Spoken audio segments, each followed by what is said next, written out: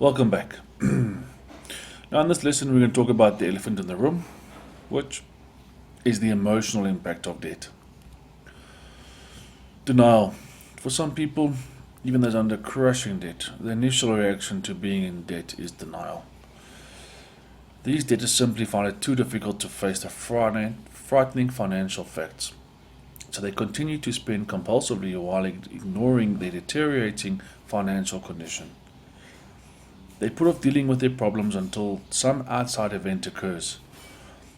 Denial of credit, threat of foreclosure, legal action, pursuit by bill collectors, and this forces them to change their lifestyle and begin making some long overdue decisions. We then have stress.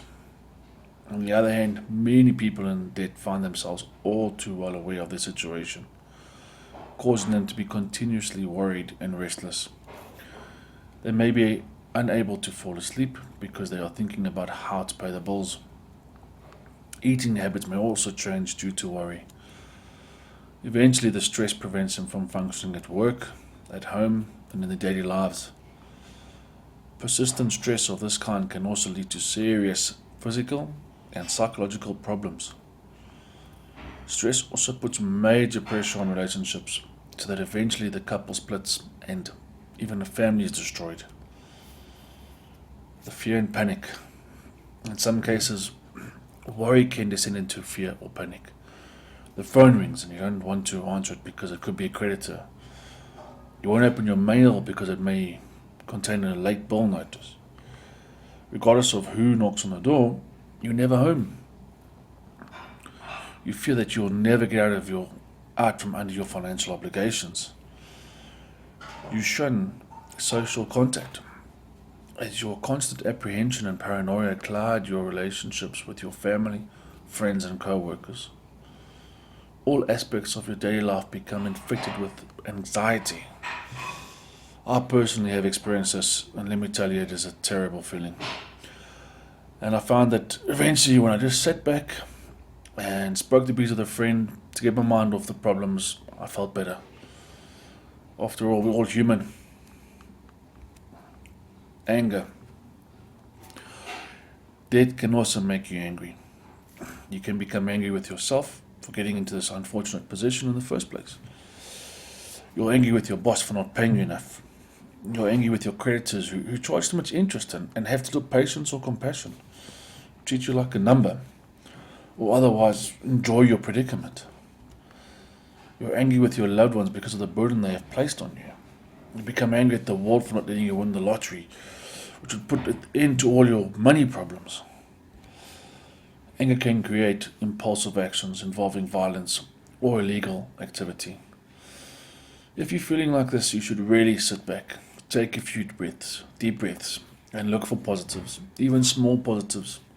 Good weather, good health, and you'll really have to dig deep for this. Now, depression.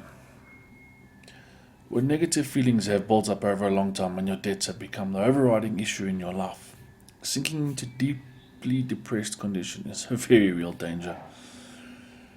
Depression is a state of hopelessness with the feeling that things cannot be fixed or changed.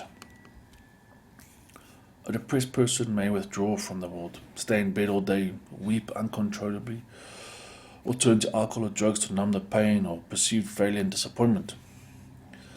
Depression and desperation over debt has been the cause of many suicides over the course of history, especially during times of economic upheaval.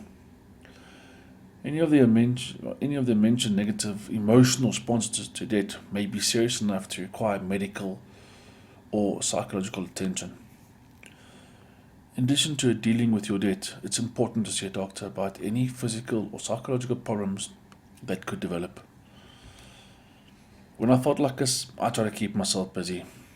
I did stupid things, basic things, such as I cancelled the garden service, so I saved a bit of money, and I mowed the lawn myself, so I got some exercise. My mind was taken off the problem for a while, and the exercise helped me sleep better, which in turn helped me with my stress. Simple, but effective. We're all looking for that relief. To find some kind of relief, a person in debt needs to take action to deal with the financial pressure. Whatever circumstances may have plunged you into this miserable level of debt, you have two major choices to consider. How are you going to deal with the challenges of your financial situation? And how will you handle its effects on your emotional life? The way you answer these questions will set the tone for the health and the well-being of your bank account, your personal well-being, and your family's future. Now in this course, in the next lesson, I will show you the techniques to create the relief and the steps needed that over a period of time will get you out of debt. But you have to stick to the system. So in the next lesson,